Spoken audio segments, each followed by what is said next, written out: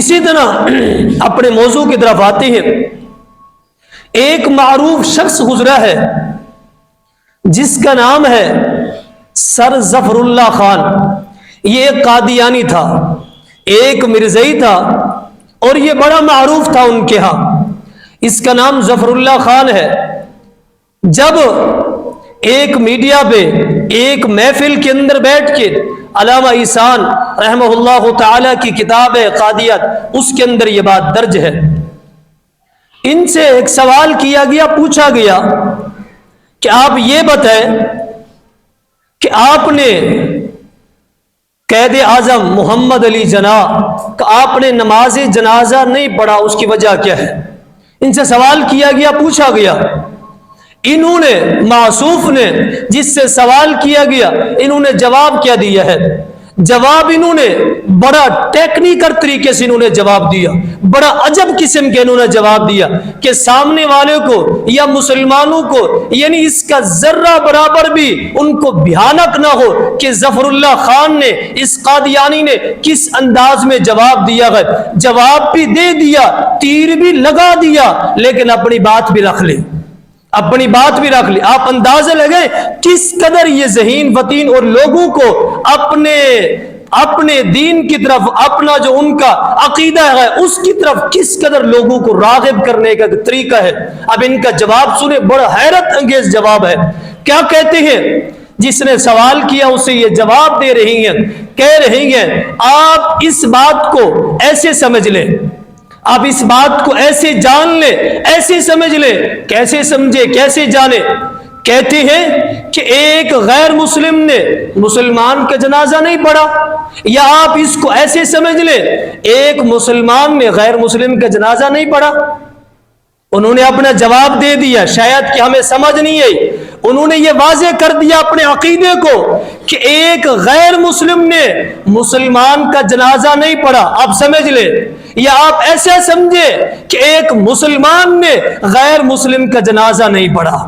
اب وہ کس کو غیر مسلم کہہ رہا ہے اور کس کو وہ مسلمان کہہ رہا ہے؟ اگر ہم دیکھتے ہیں پاکستان کے آئین کے مطابق بھی دیکھتے ہیں، قائد اعظم محمد علی جناح انہوں نے پاکستان کی بنیاد رکھی ہے۔ ہر ایک بچے کی زبان کے اوپر یہ جملہ ہوتا ہے کہ پاکستان کی جو بنیاد ہے وہ کلمہ طیبہ رکھی گئی ہے۔ کلمہ طیبہ کون رکھ سکتا ہے؟ جو مسلمان ہوگا۔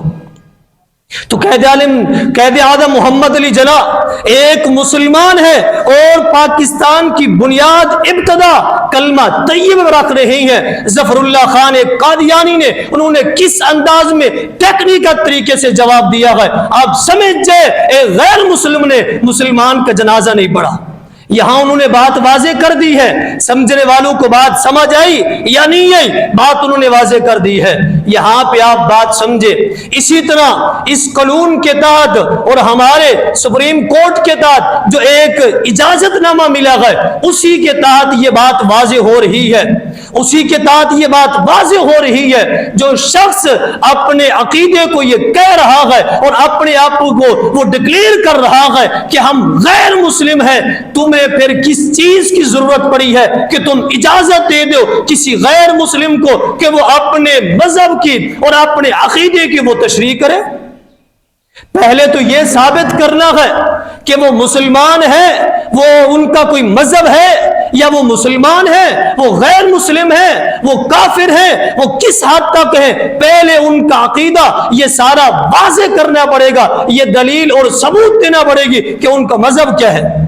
تو مذہب ہی نہیں ہے، مذہب ہے عیسائیوں کا مذہب ہے اہل کتاب ہے، یہودیوں کا مذہب ہے اہل کتاب ہے، وہ کہتے ہیں ہم غیر مسلم ہیں۔ غیر مسلم تو کوئی مذہب ہی نہیں ہے۔ پہلی بات تو یہ واضح کرنی پڑے گی۔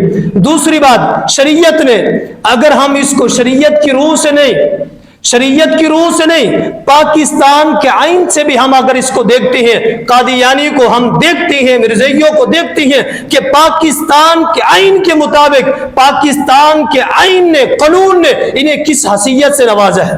ان کو کہاں رکھا گیا اور کس نظر سے ان کو دیکھا گیا۔ پاکستان کی جو قانون ہے، جو سکے بنی ہوئی ہے، اس کے اندر ان سکوں کو آپ اٹھائے اور اس کے اندر دیکھیں 6 سکے ایسی ہیں، 6 ایسے قانون جو قادیانی کے خلاف بنائے گئے ہیں، وہ آج بھی موجود ہیں۔ اگر کسی کے پاس ہے تو اس کو مطالعہ کر لے، پڑھ لے۔ قانون بنایا گیا ان کے متعلق، ان کے خلاف کس قدر ان کو رکھا گیا ہے، کس نظر سے دیکھا گیا ہے۔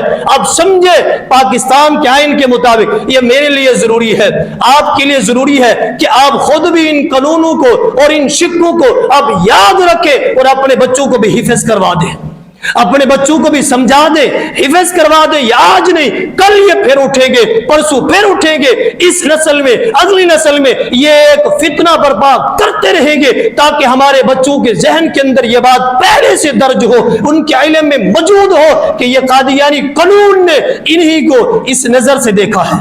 شریعت نے تو دیکھا ہی دیکھا ہے، اور پاکستان کے آئین نے، قانون نے انہیں کس نظر سے دیکھا ہے۔ 6 سکے اور 6 قانون موجود ہے۔ اب یاد کر لیں، پہلا قانون اس آئین کے اندر یہ درج ہے کہ قادیانی اپنی عبادت گاہوں کو مسجد نہیں کہہ سکتے۔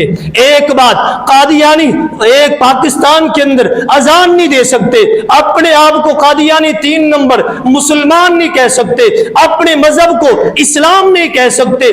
اسی طرح اسلام کا نام لے کے اور اپنے مذہب کی دعوت اور تبلیغ نہیں کر سکتے۔ چھٹی اور آخری یہ ہے کہ یہ قادیانی تحریر کے مطابق یا تقریری یا کسی غیر طریقے سے اسلام کا نام یہ استعمال کر ہی نہیں سکتے۔ یہ پاکستان کے آئین کے اندر یہ 6 سکے موجود ہیں۔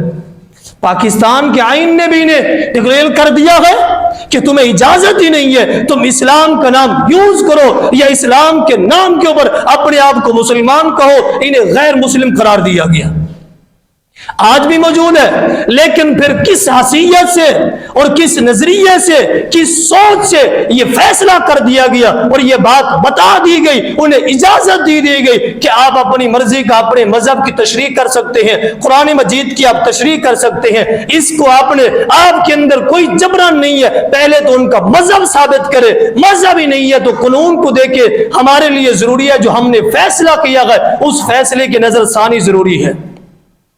یہ پچھلے موضوع کے ساتھ تعلق رکھنے والی یہ ایک بات تھی۔ آپ کے ذہن کے اندر یہ بات بیٹھ گئی ہے تو فابیہ، اگر نہیں بیٹھی تو پھر بھی اس کے ساتھ اپنے بچوں کو اور یہ بات آپ سمجھ لیں، اس کے بعد بھی آپ سمجھ سکتے ہیں۔ اپنے بچوں کو بھی یاد کروانا ہے، اپنے آپ کو بھی یاد رکھنا ہے اور اپنے ذہن کے اندر ان باتوں کو جگہ دینی ہے۔ اب شریعت نے اور پاکستان کے آئین نے انہیں ڈکلیئر کر دیا ہے، غیر مذہب قرار دیا گیا ہے، انہیں کافر قرار دیا گیا ہے کہ یہ مسلمان نہیں ہے۔ اگر اپنے آپ کو یہ مسلمان کا نام دیتی ہے تو قانون اس کو تسلیم نہیں کرتا۔ دوسری بات، تو مسلمانوں کے لیے کیا حکم ہے؟ مسلمانوں کے لیے کیا حکم ہے کہ آپ کیا کریں؟ قرآن مجید اللہ رب العالمین کی یہ کلام ہے۔